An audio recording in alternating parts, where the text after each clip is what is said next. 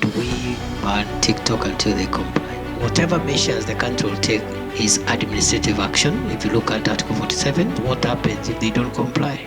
We take action.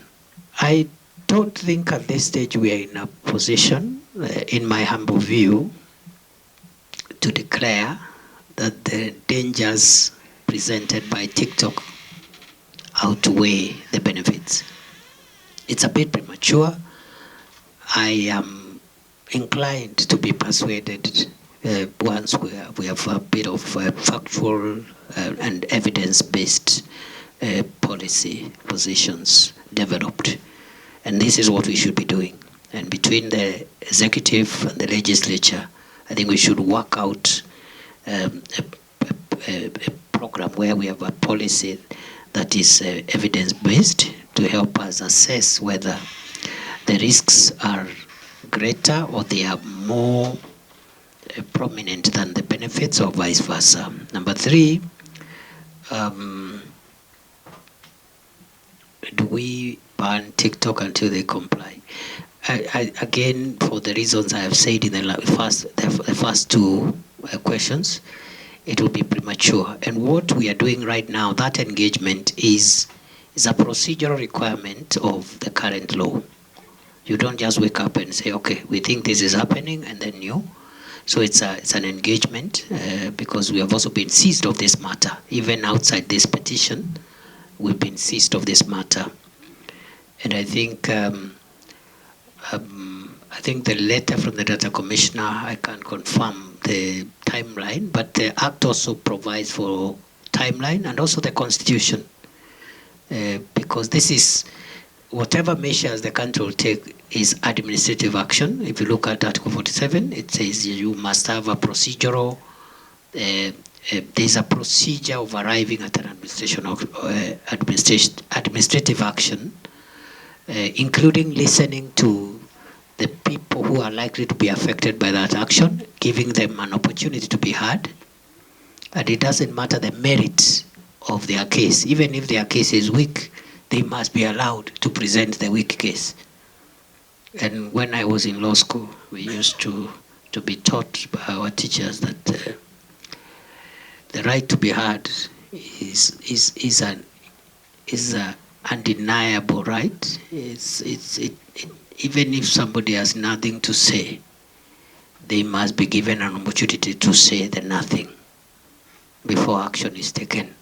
So we have a time frame. I can't remember the number of days they have been asked to. Then the fourth issue was what happens if they don't comply. We take action, period. And I mean, it's not rocket science. We'll do it very fast. We did with WorldCoin and other people. We'll do what we must do if they don't comply. In fact, it's not a request. I didn't use the word request. I said we have required them. It's not a request. You don't enforce the law through requests. You enforce the law through demands, directives, orders, and requirements. Then finally, I think two other additional things. I am not sure whether my sister, the honorable member for Kitui West, the Honorable Nyenze, I humbly disagree that we embrace technologies more than the countries of origin.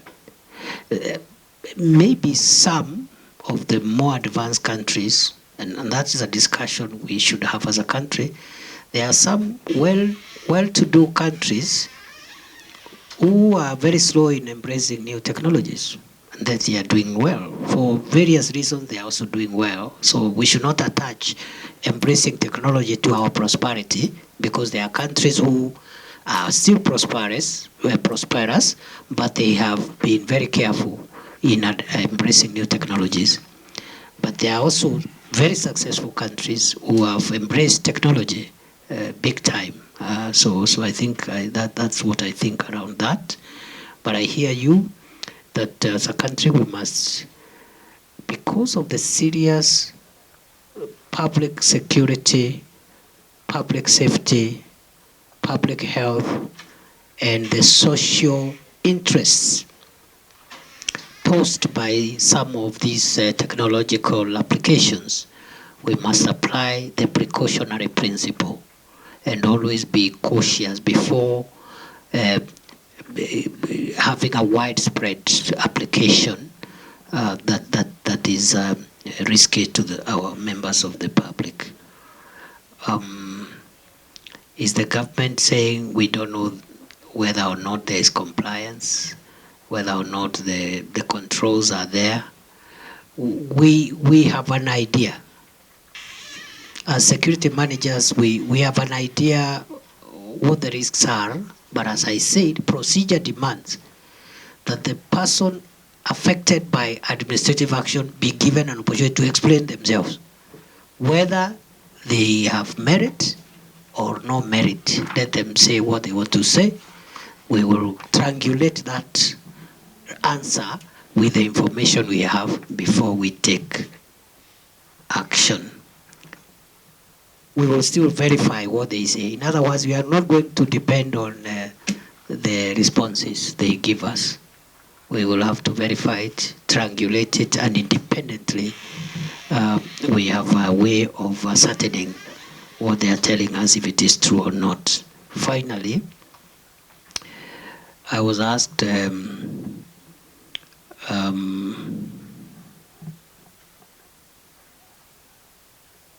I left out anything, Mr. Chairman? I'm processing so many things at the same time. Have I left out anything? I'll be happy to be assisted. Can I also ask for your indulgence that if there is any member who feels that